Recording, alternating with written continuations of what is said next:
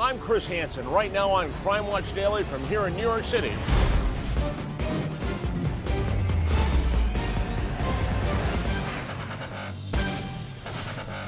He's a former model who looks like a doting dad, but detectives in Phoenix say he's the devil in disguise.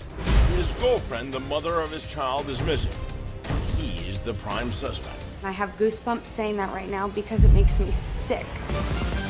Then, a nurse drives home from work in the middle of a storm and never arrives. Kind of wonder, at what point in this drive did something go wrong?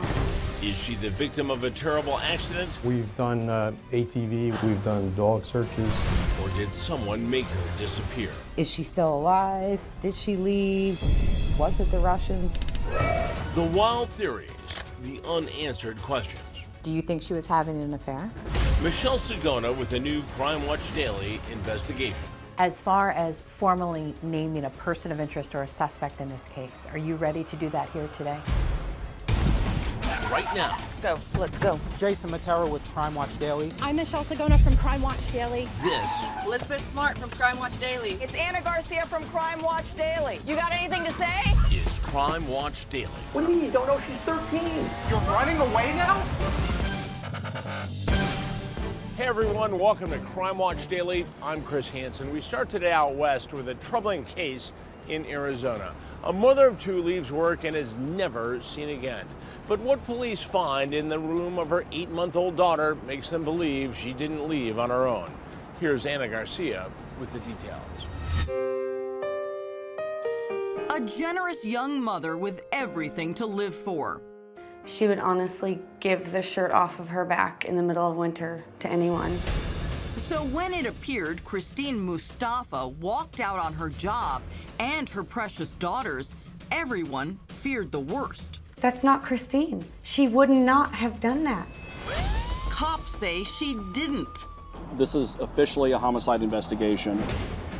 And now, a desperate search is on to find the mother of two. Christine's parents had immigrated to the U.S. from Jordan, and before long, Christine was living the American dream. She purchased a house on her own as a single mom.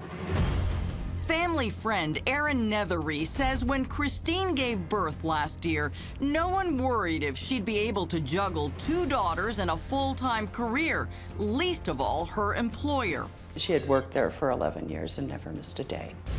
But one day in May, the new mom literally fell off the grid. She was nowhere to be found. This was unusual. After a couple of hours and still no Christine, her family called Phoenix police to do a welfare check at her house. There in the driveway, Christine's car, but no one answered the door. That's when cops broke in. She left her passport, her purse, her cell phone, her car, her clothing, her children. It was very clear that something was very, very, very wrong.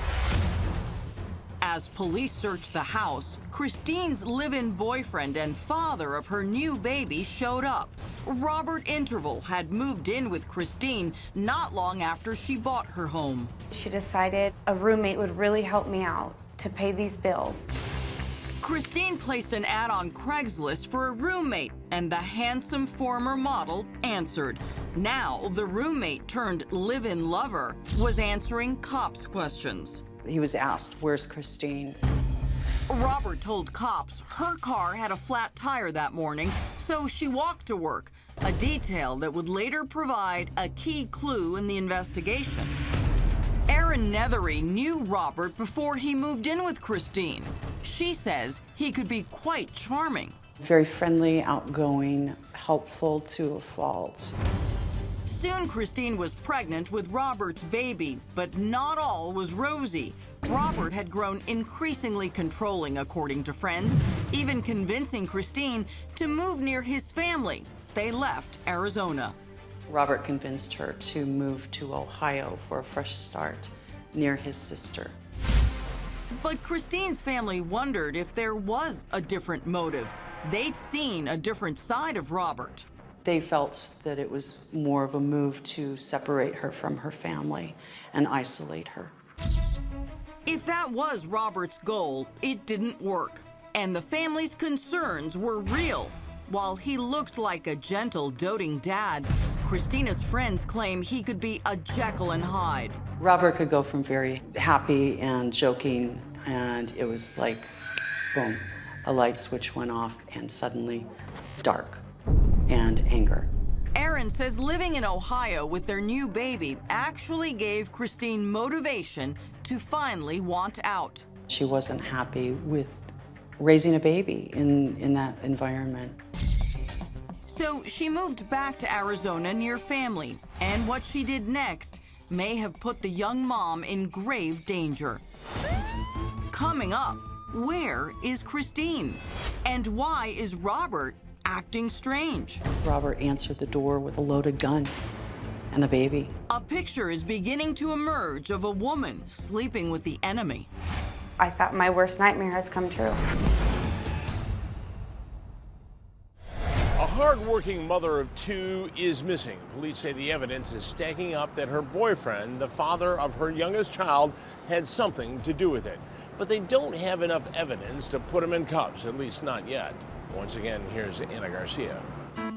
Rebecca Matthews will never forget the last text she sent her best friend, Christine. I sent her a text message right then and said, "Babe, is everything okay?" Becca didn't expect a reply. She already knew everything wasn't okay. Christine never missed a day of work, and then all of a sudden, she doesn't show up. May 11th, Christine Mustafa vanished. And friends say it's what the mother of two was about to do that very day that may have triggered her disappearance. She was going to also get a restraining order. Christine wanted her live-in landscaper boyfriend, Robert Interval, the father of her baby, out of her life. She was so close. She was so close to getting out, but she never made it. From the moment cops arrived at her home, Robert's story just didn't add up. He claimed she had a flat tire and walked to work that morning, but her work was miles across town. There's no way you could walk, let alone in that heat. And when cops checked the car, there was no flat tire at all. Then came Robert's suspicious behavior. Suddenly, he'd put a bunch of Christine's things up for sale. I was flabbergasted. Robert had put up Christine's car for sale, his landscaping truck for sale. There were items from the home that were for sale. Suspicious investigators returned the next day to some surprising finds. Robert answered the door with a loaded gun and the baby. Cops removed the gun from Robert's pocket, and after seeing his daughter's bedroom, Child Services removed her from the home. Inside was a disturbing clue. It was very evident that there had been used bleach spray. You know, it bleaches the paint. Robert's explanation only raised police antennae even more. He tells cops that a day earlier, he had no choice but to give the baby's room a thorough cleaning with bleach. He made some excuse about the baby having bed bugs in her room. But DCS investigators didn't buy it. They uncovered so many red flags from the relationship, including a terrible account told by one of Christine's sisters to our Phoenix affiliate. He literally pulled her by her hair, shoved her out of the car, shoeless, purseless, phoneless. He was helplessly running down the street, begging for help. Now Christine was missing, and Robert was the main person on cops' radar. His sister Gia flew to Arizona to be with her brother, but it turned out to be a very short visit. It was too much for her. Robert's sister flew back to Ohio because she couldn't handle it. What Gia couldn't handle? Believing her brother had killed Christine. That's exactly what she suspected after a chilling conversation with Robert himself. Gia says the one-time model admitted a big fight started with Christine after she threatened to leave him. She claims he then repeatedly said, "I've taken it too far, and I've seen things I can't unsee." And what that means is just too frightening to even comprehend. Whatever it meant, it was enough for cops to get another search warrant. This time, they found what's believed to be physical evidence of foul play inside the couple's home. It's our understanding that there's blood in both the baby's bedroom and in her bedroom. Cops say a phone was found in the bathroom between the toilet and the bathtub. Becca can't bear to think about what that could mean. Maybe she went in the bathroom to call for help and he busted in, and I believe that she was trying to call for help and he made that impossible. Though cops found blood and other evidence, they still didn't have a body. That's when hundreds of volunteers joined the Mustafa family to search. Sometimes 10 people would show up, sometimes 30 or 40 people would show up, but this is all in triple-digit heat in the middle of Arizona summer.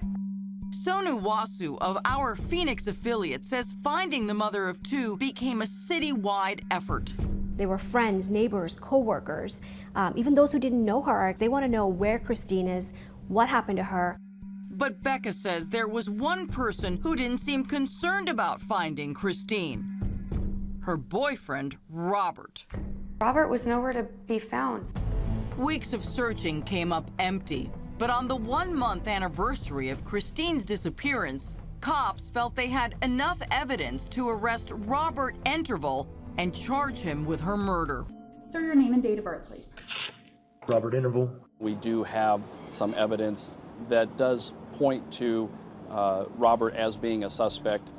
He was also the last person to see Christine, and I think he's the one that really has these answers. It was a little release of fear because there was so much fear that he was going to get away with it completely. In July, cops released more critical clues. There's a landfill in West Phoenix where we believe Christine to be. Evidence suggests Christine was killed inside her home on May 10th. Cops suspect Robert then dumped her body in a nearby trash container. We have the area that we believe her to be pretty well identified. Although he's hopeful Christine can be found, Officer Alan Fole admits there are no guarantees. While it's our greatest hope to find Christine, we also tell the family not to get their hopes up because this is a very difficult task. Sadly, Christine's disappearance isn't the first tragedy to strike the Mustafa family. She is the third daughter they've lost. One of Christine's sisters several years ago was murdered. In December, another one of their sisters died of cancer. And to add to this family's heartbreak, they can't get custody of Christine's baby daughter, one of their strongest living links to Christine. With her father, Robert, behind bars, the child remains in protective custody. Robert has parental rights. Christine's not here, so she's considered to have abandoned the child. Christine's sisters go and see the baby as often as they are allowed to. The Mustafas want full custody given to Christine's twin sister, who is also now raising Christine's teenaged daughter. Robert wants her to go to his sister. Right now, the law is on his side. But Aaron says Christine's family will never quit fighting for custody or for justice because it's what Christine herself asked them to do. Christine told her sisters, if ever I go missing, go and get my baby. Find Rob and get my baby. Fight for her. Don't let this stand. Robert Interval has pleaded not guilty to 1 count of first-degree murder. His bail is set at $1 million. However, his attorney says he'll ask the judge to reduce the bond to $100,000, claiming the evidence against him is insufficient. Right now, we have brought in attorney Sarah Azari to help break down this case. You know, here's a case, Sarah, where there's no body. That's difficult for the prosecution. Prosecutors actually dread these cases, but they bring the charges, they prosecute them, they try them, and they win them. I think there's a misconception that a circumstantial evidence case is somehow a weak case, and it's not. Sometimes it's even stronger than cases that have direct evidence in them. If they never find Christine's body, what happens here? They could still get a conviction, but remember that to get a first-degree murder conviction, they also have to prove that it was premeditated and plotted. When you're talking about a guy that would snap from being charismatic to being violent, I don't think that there's evidence of planning. I think this is more something that may have occurred in the course of an altercation, a physical altercation. Something emotional. Something emotional, some kind of heated passion. The family is talking about custody here, but what rights does Robert Interval have? He has all the rights that a parent would have. He's not convicted yet. Exactly. He's not convicted. The court's not going to infringe on his parental rights until he's found guilty. And even then, it has to be dangerous to the child, that he has to be deemed unsuitable. So I think there's a misconception that people think that just because he's accused and charged of first-degree murder, that somehow he loses his rights as a father to the child. Sarah, thank you for enlightening us on this case, and we'll continue to follow this story on CrimeWatchDaily.com. Coming up, a young mom's 15-minute drive home from work takes a terrifying turn. You almost wish, that the road could talk to you and tell you what happened. Audrey and her car never seen again. Crime Watch Daily sorting through the strange theories and the clues to try and get answers for her family. Are you ready for the truth, no matter what the truth is? Next. We're back here in New York, and our next story is from 2 hours north of Manhattan in the town of Catskill. That's where a nurse driving home in the middle of a storm never arrives. Michelle Sagona has the very latest on the troubling mystery. Chris, the weather on the roads the night Audrey Herron went missing was bad. There was heavy fog and a lot of rain. Now investigators are wondering, was she the victim of a terrible accident, or did someone make her disappear? 15 minutes. That's all it should have taken for Audrey Mae Herron to drive from work to home. Just 15 minutes. How many times have you traveled the route your mother took? Quite a few times. It's almost a little eerie. Kind of wonder, at what point in this drive did something go wrong? How did a beloved mother of three simply vanish while driving? You almost wish, that the road could talk to you and tell you what happened. Where could she have gone? We've done ATV, we've done dog searches, we did an actual house-to-house. It's a mystery 15 years in the making. Is she still alive? Did she leave? Was it the Russians?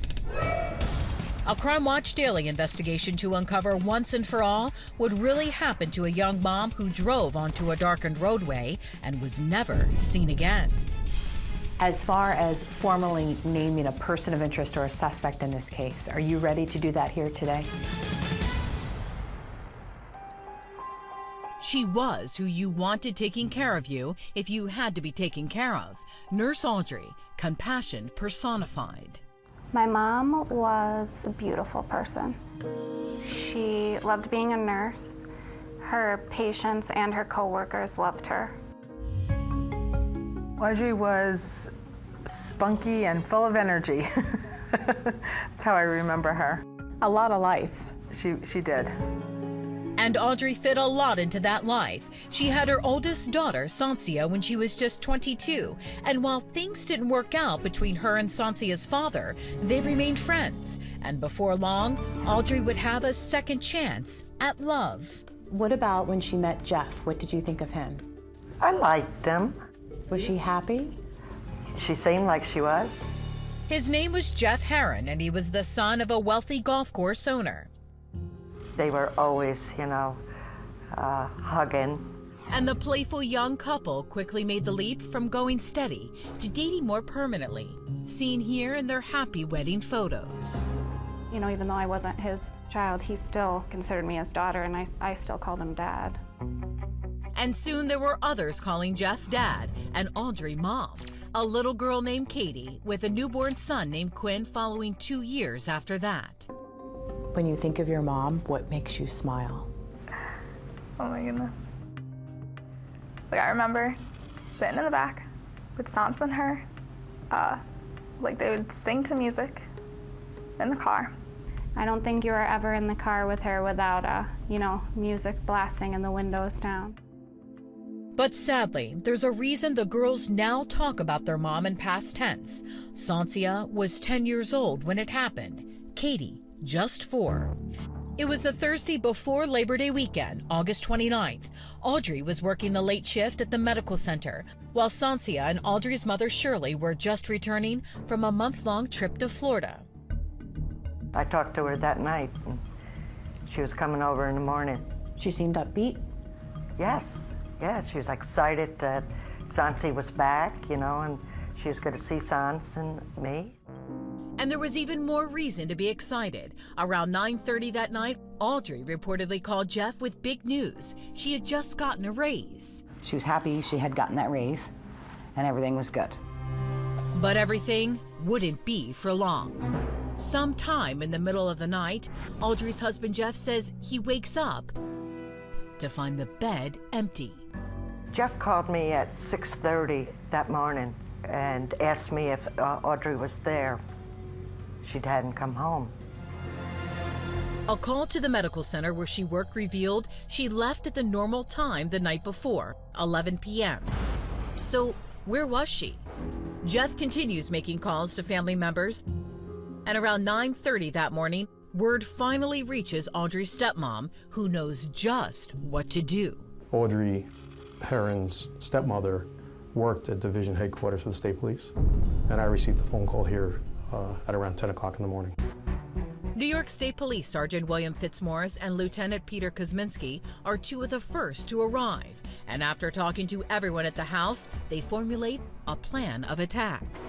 At what point do you say, all right, we need to go out and hit the pavement and start searching for this woman? Oh, we did it right away. We had a helicopter by that afternoon to check that route. If there was an accident or something along those lines, which most of them turn out to be on something like this, you usually want to get there as quick as possible. It had rained the night before, and the road leading to Audrey's home was heavily wooded and poorly lit. At that point, we thought she had gone off the road. What is this? But an exhaustive search of the 12 miles between Audrey's work and home turns up no skid marks, no dented guardrails, no sign of Audrey or her 4,000-pound Jeep Grand Cherokee at all. So investigators question the last known people to see her alive, her co-workers. Talk to me about what happened that night. So after the shift at 11 o'clock, they came out that door, walked down through the parking lot here. Her car was parked next to the black Chevy, the second spot in. They said their goodbyes, and they drove out this road. One of Audrey's co-workers goes on to tell police that Audrey was right behind her when she left the parking lot. Did the co-worker say for how long she was following her? It was about 5 minutes, I believe.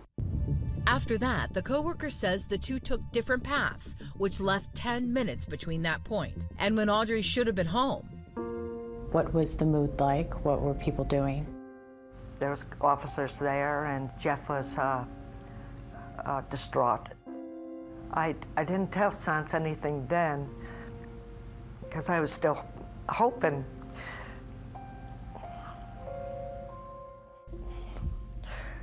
But Shirley can only keep it from Audrey's oldest for so long. I remember as soon as my grandmother told me that she was gone, I just knew she was really gone. And I think that's probably when my childhood kind of ended, is then. So where did Audrey Heron go?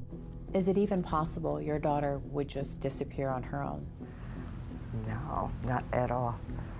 She loved her children. But if she didn't leave on her own, and if it wasn't an accident, that only left one option. Something horrible happened that was nefarious. Coming up. There was rumor about a Russian mob that his family was involved with. Why would anyone want the young mother gone? And do you think she was having an affair? How does a mother of three simply vanish off the face of the earth? It's the question the family of Audrey Heron is asking after she left work late one night, never to be seen again. Our Michelle Sagona is back in Catskill, New York, with more. Chris, Audrey was last seen leaving her nursing shift right here in Catskill, New York. It should have taken about 15 minutes for her to get home, but the New York State Police believe she never made it. In the days after Audrey Heron went missing, New York State Police scour every inch of the road she traveled that night. Did anything ever come up on the route? No, nothing ever came up. We've probably researched it a dozen times just to make sure that somebody didn't miss something. Each body of water along that route, even a route that maybe she had taken as a detour or a change for some reason. At what point did you say, this is not a typical missing person case anymore? Probably a few days into it when we didn't come up with the car. I mean, that's one of the most frustrating parts and most unusual parts of this missing person case. The majority of missing person cases, you will come up with the car dumped somewhere or in a parking lot somewhere. And since everyone was convinced Audrey never would have just left on her own, all signs were pointing to foul play. Typically, in a missing person investigation, especially something as bizarre as this one, you have to start at the inner circle. Generally the spouse, boyfriend, girlfriend. You always start with the people who knew the victim and were close to him. And that meant questioning Audrey's husband, Jeff. Did you find her husband to be cooperative? Somewhat. At times he was, and at times it was a little bit, maybe not fully. What did that mean? Unfortunately, neither Lieutenant Kosminski nor Sergeant Fitzmaurice would elaborate. He's been cooperative to a degree, I would classify it as. Did he allow you to search the home? No, he allowed us to search. Very cooperative at the residence, no problems there. Did anything come of that search? No. Nothing at all? Nothing out of the No blood? Nothing? Nothing. And why would Jeff want his wife dead anyway?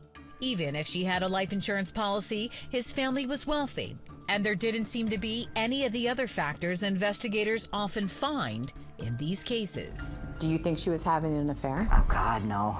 One of us would have known. You gotta tell one of your girlfriends, you know what I mean? So, no, she wasn't that girl. And so police continued to look elsewhere, even questioning the father of Audrey's first child, Sansia. My mom and him ended things when I was not even 1 year old, so. During your investigation, have you come up with anyone who would want to harm her or any enemies at all? No. No one? No one. As far as people at work, did she have any enemies? No, everything seemed to be fine at work. There was no reports of anything like that. But then, maybe Audrey wasn't the real target. All the little theories that come around, they don't make sense to me. Even the Russian theory. What's the Russian theory? Oh, they all think the Russian mob is, took her. The Russian mob for Audrey? Why? The golf course that Audrey's husband's family owned. The silent partner, as they call him, was Russian. There was rumor that his father owed them money, and they were warning him. They took her to warn him. And as far-fetched as it seems, police did investigate. They left an officer there because they thought it might be ransom, that maybe someone would call wanting money. So there was this officer that stayed 1 or 2 weeks. But that call never came, and none of the other leads police were chasing seemed to pan out either. You've drained lakes? Yes. You've searched by air? We've done ATV, we've done dog searches. We did an actual house-to-house where we talked to every resident or property owner within an 8-mile circle of her residence. But nothing that led them to Audrey. And as weeks become months, even years, Audrey's loved ones had no choice but to settle in to the new normal. Well, my sister, she moved in with her biological father. So it was like me and my brother in my house. And my brother was really little. He wasn't even 2 yet when it happened. How has this impacted your grandmother? It's definitely impacted her a lot. I think it's aged her a lot. She's struggled, I would say, much more than I have with it. She lost her daughter. It's a struggle.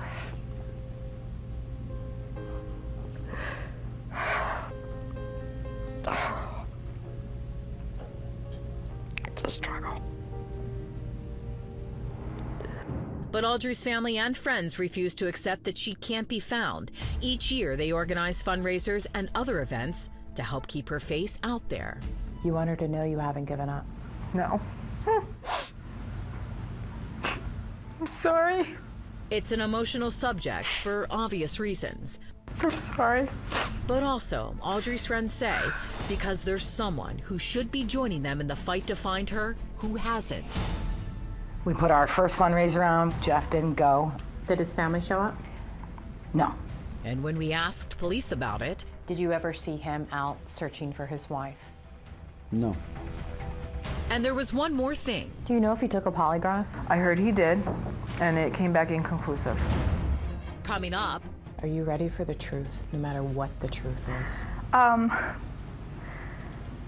Yeah. Yeah. with questions mounting, we go looking for Audrey's husband. You know, some people in the community have pointed the finger at Jeff and have thought. And we're on the scene with police as they chase down the latest leads. There was an indication that her body may be located at this location. Now let's get back to the mysterious disappearance of a married mother of 3 in upstate New York. Once again, here's Michelle Segona. Chris, as it does in most missing person investigations, the spotlight gets turned on the person or people closest to the victim. In this case, it would be Audrey Herron's husband, Jeff. It's been 15 years since Audrey Mae Herron drove away from work and disappeared into the night. Her father passed away before ever knowing the truth. The one thing he wanted was to know where she was and what happened. And the kids, you know, they have to know. Investigators say they do suspect foul play, but that they still have very little to prove it. What do you need to crack this case and to bring her family answers? We just need that one lead, that one piece of information that points us in the direction we need to go. And police do still get regular leads, including one as recently as last year. So, did this come in as a tip to you? It did. And what did the tip say? Basically, there was an indication that her body may be located at this location. Her along body, with possibly not the car. vehicle, along with possibly the vehicle. It was a promising tip, and cops investigated it thoroughly. We came here with a team of cadaver dogs, and we did search the entire property. And they picked a few places where we did excavate. Police even went so far as to drain a large pond on the property, but like their own searches, it came up dry. Did you search the property up here too? Yes. You did. You didn't find anything at all. No. No sign of Audrey or her vehicle. I know she didn't leave, and I can't fathom someone ever wanting to harm her. But the only thing I know is that whoever did this to her planned, or they knew what they were doing. And it wasn't just a random thing. And to make a person and their vehicle disappear, it was likely more than one person. Yeah, I would say there's definitely got to be more than one person that knew about this. And for a lot of people in the community, at least one of those persons was, and still is, Audrey's husband, Jeff. Is that what everybody around here thought, is that Jeff had something to do with this? Truth be told, yes. My biggest question is, why has not Jeff helped in the search? On our part, we were trying to just get her name out there. Why was he not helping us? That may be a good question, but cops say it's not nearly enough to point the finger of guilt at Jeff. It is hard for me to understand as to why he doesn't go to things more often, because I want to get my mom's face out there. But I think he sees it as he is protecting his children, and I think that's what he does by not going to these things so much and staying away from the news and the media. But what about those rumors Jeff took a polygraph test which came back inconclusive? There was a report that he took a lie detector. Can you confirm that? I can't really comment on that. We did reach out to Jeff for an interview, but at the time, he declined. Do you have any persons of interest or suspects on the record? No. And so we're not saying that Jeff is a person of interest or a suspect, but he is the spouse, and normally in these types of cases you have to rule in or rule out the closest people to the missing person. Is that accurate? I would say that no one's been ruled out in this case. And with that in mind, we decided to try one more time to get Jeff's side of the story. Are you ready for the truth, no matter what the truth is? Yeah. Yeah. It's like one of my biggest fears, but like also I fear not knowing what happened. So if you were to find out someone did something to your mom, and maybe it was someone you knew, it would be hard for you, but it's something you could accept. Yeah, I need to know. Hey, Jeff. Michelle Sagona here from Crime Watch Daily. We're working on Audrey's case. Are you home? There was no answer from Jeff, but just down the road, we caught up with his father, Ron Heron, while he was out doing yard work. How difficult has this been for Jeff? No, that's changed his life tremendously, you know. So, yeah, he's survived through it. So. Well, a lot of people have pointed the finger at Jeff and have thought, Yeah. have thought maybe he had something to do with this. What do you tell those people? They're nuts. You know, he hasn't got a bad bone in his body. As for Jeff not participating in those searches, Well, you got that wrong. I mean, not searching for his wife, that's totally wrong. But not going to a lot of these Functions. functions, is a good way to put it, that screws them up, you know, for the kids and for him. That just brings everything boiling, and that's, he stayed away on purpose. and he has something to say about some of those other rumors as well. Did Jeff take a polygraph? Oh, yeah. Did he pass it? Oh, yeah. So he's been willing to give his time. He's been willing to take a polygraph. He's willing to do what it takes to clear his name. Yeah. Yeah. Oh, yeah. Plus, he says there was never a motive for Jeff to hurt his wife in the first place. Most problems in marriages come from money. You know, they don't have that problem. No money issues. No money issues. No That was marital one issues. of the things that we thought may be going on, that she was kidnapped, and you know, we were going to get a phone call for ransom. But, You were ready to help with the ransom. well, yeah, sure. You would have done anything. No, I'm the one with I was the one with the money, so yeah. So then, what does Ron think happened to the mother of his grandchildren? Do you believe Audrey is alive? No, Why do you say that?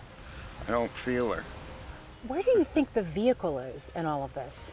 There's a good question. The only thing you can come up with the vehicle, after all this time, never been found. It was either crushed, shredded, crushed, or her and the vehicle were put into a container someplace and shipped someplace. Sent somewhere. Yeah. Police do stress that until they get the right piece of evidence, nothing is off the table. But now they need the public's help. Probably the worst part of the case for me is not finding that car. That would at least give us another jump start into maybe where this case leads. People at home, what can they look for as far as the vehicle is concerned? It's a 94 black, it's a Grand Cherokee. It was a New York Liberty plate, and it was X-ray 233 Union Victor.